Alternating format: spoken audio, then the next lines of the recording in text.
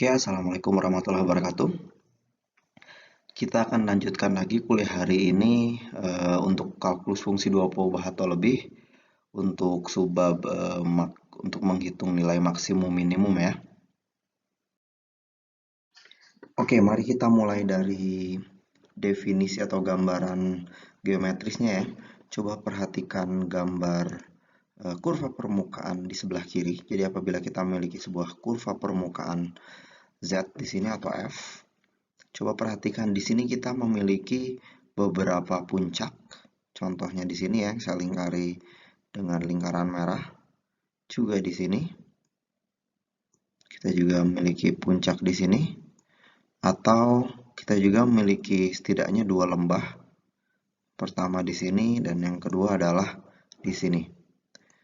Jadi titik-titik tersebut merupakan titik ekstrim lokal. Jadi ingat kembali definisi titik ekstrim lokal di fungsi satu peubah. Di sini pun definisi dan gambarannya sebetulnya sama, hanya sekarang kita punya visualisasi 3 dimensi. Jadi F dikatakan mencapai maksimum di P0 apabila F P0-nya ini selalu lebih besar dari Fp, di mana P ini berada di daerah domainnya. Dan Fp0 ini disebut sebagai nilai maksimum. Sebagai catatan, tolong bedakan antara nilai maksimum dan titik maksimum.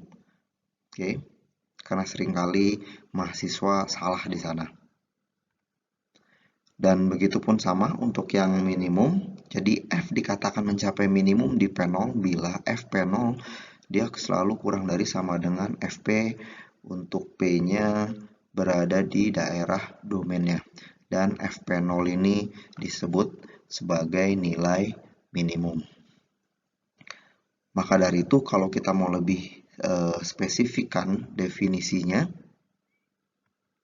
jadi F dikatakan mencapai maksimum lokal. Di sini ada penekanan ya, maksimum lokal di P0 bila Fp0 itu selalu lebih besar sama dengan dari Fp untuk semua titik P di sekitar P0. Jadi di sini hanya sekitar P0 saja. Dan apabila Fp0 ini Fp0 ini disebut dengan maksimum lokal. Jadi kalau tadi definisi yang sebelumnya yang warna biru di bagian atas itu menyebutkan sifat globalnya semua, yang bagian biru saat ini dia merupakan untuk definisi lokalnya. Kenapa dibedakan global dan lokal? Karena secara umum menentukan ekstrim lokal dan dibandingkan ekstrim global itu jauh lebih mudah. Jadi yang global itu jauh lebih susah ya. Begitupun sama untuk yang minimum. Jadi F dikatakan mencapai minimum lokal di P0 bila Fp0 ini selalu kurang dari sama dengan Fp untuk semua titik P di sekitar P0. Dan Fp0 ini disebut sebagai nilai minimum lokal. Nah, untuk selanjutnya, titik maksimum atau minimum ini disebut sebagai titik ekstrim. Jadi, secara definisi dia masih sama seperti di fungsi satu peubah. Oke, nah sekarang bagaimana sifat-sifatnya atau secara teknis menghitung maksimum dan minimum dari fungsi dua peubah. Jadi sebagai catatan, titik ekstrim yang kita bahas tadi tidak selalu ada ya untuk sebuah fungsi. Contohnya mungkin bisa kalian pikirkan. Mungkin yang paling mudah bisa saya ambil misalkan fungsi y kuadrat min x kuadrat. Jadi di sana di titik 0,0 dia masih ada poin ya. Atau misalkan kalian memiliki persamaan silinder atau persamaan-persamaan lain yang secara geometri dia jadi apabila kalian perbesar nilainya dia selalu menuju tahingga, dan apabila kalian perkecil nilainya dia akan selalu menuju min tahingga. Nah, kemudian bila daerah definisi dari fxy ini berupa himpunan tertutup dan terbatas, jadi himpunan dia tertutup kemudian dia juga terbatas, maka titik ekstrimnya dijamin selalu ada. Oke, kita akan bicarakan lebih lanjut ini. Maksudnya apa? Nah, sebetulnya catatan yang paling penting adalah di sini. Jadi, kandidat dari titik-titik ekstrim ini selalu merupakan salah satu dari beberapa sifat di sini ya. Jadi yang pertama, dia pasti, dia salah satunya pasti titik stasioner yang memenuhi hubungan nabla F-nya ini sama dengan 0, atau masing-masing turunan parsial terhadap variabelnya dia sama dengan 0. Jadi 0 di sini adalah 0 vektor. Atau bisa juga dia berupa titik singular yang titik turunannya tidak ada atau dia tidak terdefinisi di sana. Atau bisa jadi dia merupakan batas dari daerah definisinya. Jadi kalau dia memiliki daerah definisi yang terbatas, dia merupakan kandidat dari titik minimum dan maksimum. Oke, kita mulai dari contoh yang paling sederhana. Misalkan kalian diminta untuk menentukan titik ekstrim lokal dari fungsi f, di mana fungsinya adalah x kuadrat min 2x plus y kuadrat. Oke, langkah pertama kalian pasti akan membutuhkan turunan pertamanya. Maka dari itu kalian akan mencari nablanya ya. Jadi untuk fx-nya kalian akan punya 2x min 2 diturunkan terhadap parsial terhadap x, kemudian diturunkan parsial terhadap fy. Dan ingat kembali definisi titik stasioner dan sudah saya tuliskan di atas bahwa turunan pertamanya sama dengan 0 atau nabla f-nya sama dengan 0, maka kalian akan punya titik stasionernya adalah x-nya sama dengan 1 dan y-nya ketika sama dengan 0. Dan kalau kita substitusi ke fungsinya f1,0 dia akan sama dengan min 1. Titik singular dan titik batas di sini tidak ada karena fungsi f di sini merupakan fungsi polinomial ya. Jadi dia terdefinisi untuk di seluruh R2. Dan kalau kita lakukan sedikit manipulasi, jadi kita akan menjadikan kuadrat sempurna untuk si x, maka bisa dituliskan seperti ini ya. Kita punya x min 1 dalam kurung kuadrat ditambah y kuadrat per 4 min 1. Kita tahu bahwa nilai dari fungsi ini dia selalu lebih besar sama dengan 1. Kenapa? Karena bagian ini dia akan selalu positif. Oke. Maka dari itu, karena 1 ini adalah nilai terkecil yang mungkin dan tidak pernah lebih kecil dari min 1, maka titik 1,0 merupakan titik minimum dengan nilai minimumnya adalah min 1. Dan di sini tidak ada titik maksimum. Oke, untuk teorema pengujian titik ekstrim lokal, sebetulnya pada dasarnya dia mirip, cuman jelas lebih rumit ya dibandingkan untuk fungsi satu peubah.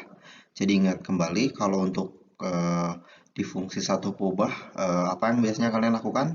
Jadi titik-titik ekstrim lokal apabila kalian dapatkan dari turunan pertamanya, maka kalian perlu melakukan uji turunan kedua.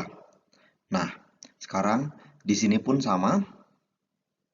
Jadi cuman bedanya kalian punya beberapa turunan kedua. Kalian punya turunan kedua terhadap x dan x, terhadap x dan y, terhadap y dan y. Nah, bagaimana cara menggunakannya? Jadi misalkan kalian mempunyai fungsi f dan dicari turunan parsial keduanya ya, dan fungsi f ini kontinu di sekitar titik stasionernya di x0, y0, maka kita akan punya sebuah fungsi d di mana D-nya ini sama dengan fxx di P0 dikalikan fyy di P0 dikurangi fxy kuadrat di P0. Dari mana D ini didapat? Sebetulnya ini merupakan kombinasi dari turunan keduanya ya, karena seperti analogi di fungsi satu peubah, kita membutuhkan turunan keduanya untuk membedakan apakah dia ini maksimum lokal atau minimum lokal. Nah, sebetulnya D ini disebut dengan matriks determinan matriks Hessian. Jadi matriks Hessian ini adalah matriks yang tersusun dari turunan kedua dari fungsi f. Jadi kalau kalian perhatikan di sini, jadi baris pertama ini turunan terhadap x, kemudian xy, kemudian di sini turunan terhadap yx sebetulnya yang pertama. Ini yx, tapi karena fungsinya kontinu maka urutannya tidak berpengaruh ya, karena ada syarat kontinunya. Kemudian fy, dan kita cari determinannya atau ad min bc. Nah, sekarang melihatnya bagaimana? Jadi yang pertama, apabila si D ini atau determinan dari matriks Hessiannya ketika kalian substitusikan nilai P0 di fxx, fyy dikurangi fxy kuadrat itu lebih besar dari 0, dan fxx-nya saja ya kalian lihat ya, dia kurang dari 0, maka dia merupakan titik maksimum lokal. Oke. Nah, sebaliknya apabila D-nya tetap positif dan kemudian fxx di P0-nya ini dia maksimum, di F0 ini dia lebih besar dari 0, maka titik P0 adalah titik minimum lokal. Jadi analoginya sebetulnya sama seperti melihat turunan kedua dari fungsi satu peubah. Jadi apabila dia negatif, dia ternyata dia adalah titik maksimum lokal, dan apabila dia positif maka dia merupakan titik minimum lokal. Nah, yang ketiga adalah apabila D-nya dia kurang dari 0, maka dia merupakan titik pelana. Jadi dia bukan nilai ekstrim ya, bukan titik maksimum, bukan juga titik minimum. Di sini titik pelana atau titik saddle. Jadi ingat kembali penjelasan yang pernah saya berikan.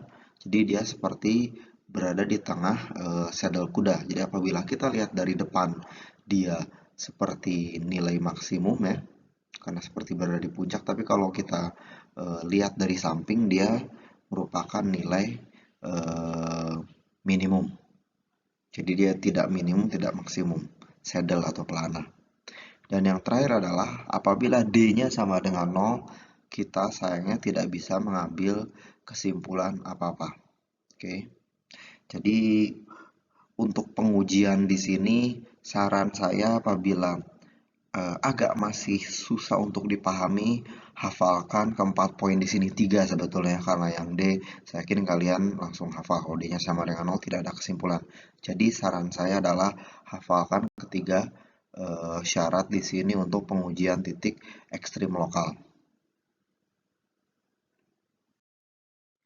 Oke, kita akan mulai dengan contoh problem ya.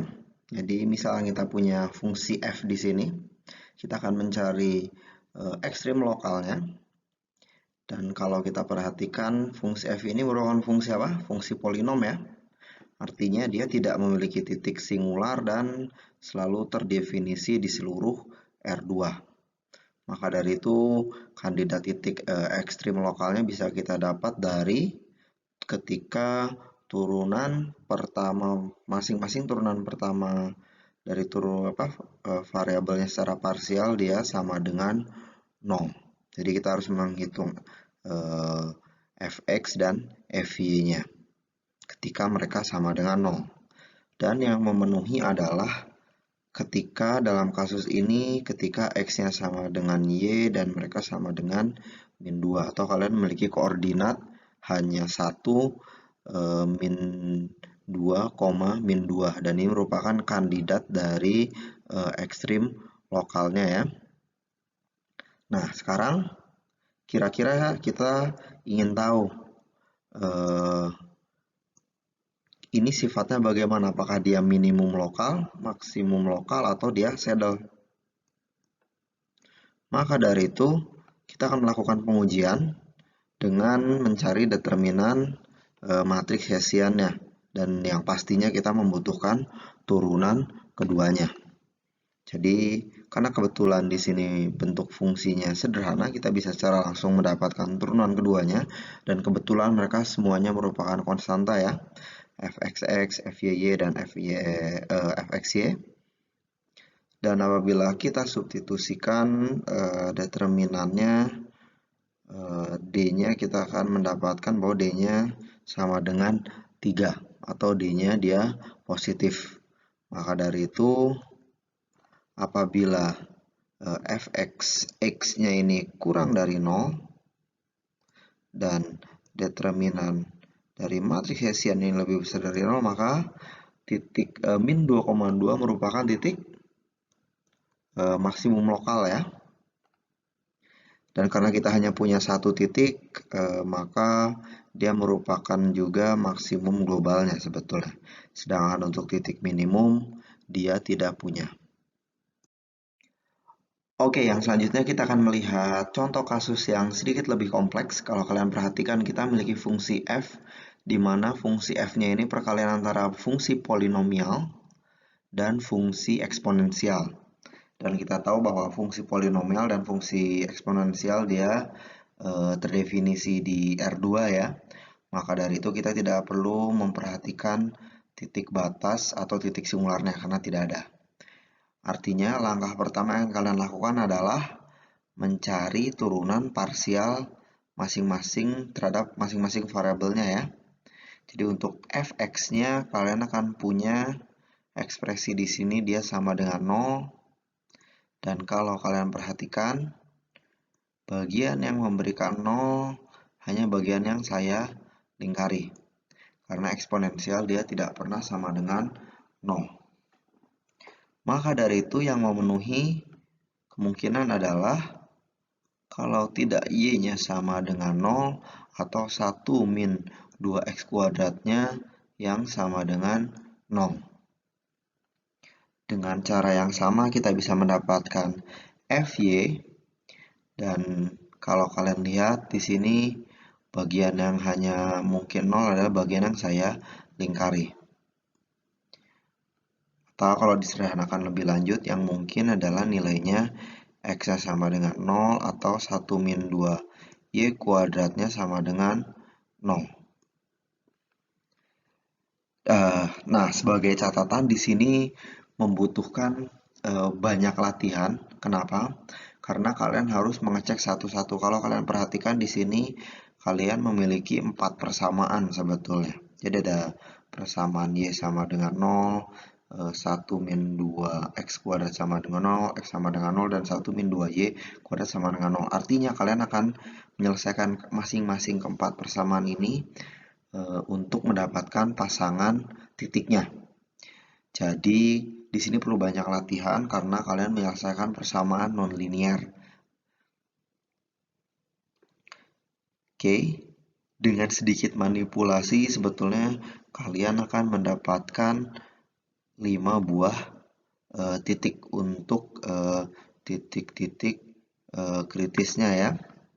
Jadi ada titik 0,0 dan titik setengah akar 2 dengan tanda plus minusnya ini kombinasi. Jadi yang pertama plus plus, plus plus, kemudian min plus, plus min, dan min min. Jadi ini membutuhkan keahlian atau mungkin lebih enak dibilang pengalaman ya, karena biasanya seringkali mahasiswa itu kesulitan untuk mencari titik-titik kritisnya atau ada yang terlewat, terutama kalau tandanya plus min.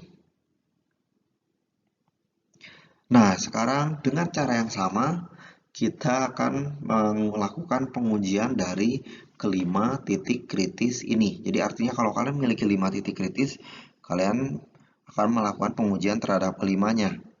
Dan jelas kalian membutuhkan turunan keduanya. Jadi kalian membutuhkan ini ya, di sini. Nah, kebetulan ekspresinya lumayan panjang. Jadi kalian substitusikan masing-masing nilainya yang sudah dibuatkan di tabel pada slide selanjutnya. Oke, dari kelima titik kritis yang sudah kita dapatkan tadi, sekarang kita akan melihat sifat-sifatnya ya. Kita mulai dari titik pertama. Jadi kalau sebetulnya kita perlukan terutama adalah fxx-nya dan nilai d-nya, atau determinan dari matriks Hessian-nya.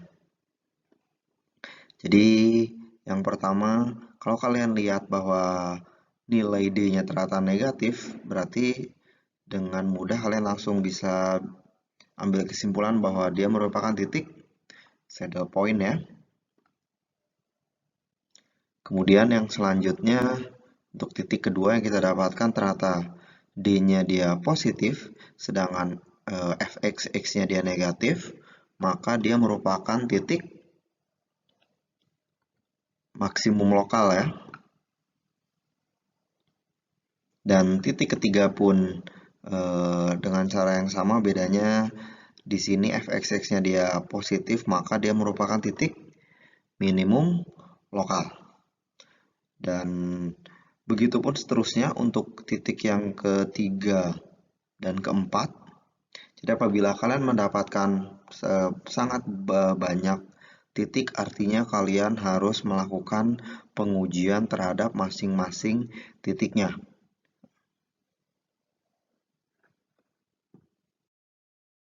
Sebagai catatan terakhir, tolong dicoba latihannya ya. Jadi untuk yang nomor 1, ini seharusnya soalnya jelas. Untuk yang nomor 2, hati-hati, catatannya adalah di sini jaraknya paling dekat ke titik asal. Jadi ini yang diminimumkan sebetulnya, jaraknya paling dekat ya. Jadi ingat kembali definisi jarak, nanti si z kuadratnya ini dia yang disubstitusikan. Dan yang nomor 3 mirip seperti nomor 2, cuman di sini memiliki daerah batas ya. Jadi di sini dia memiliki daerah tertentu.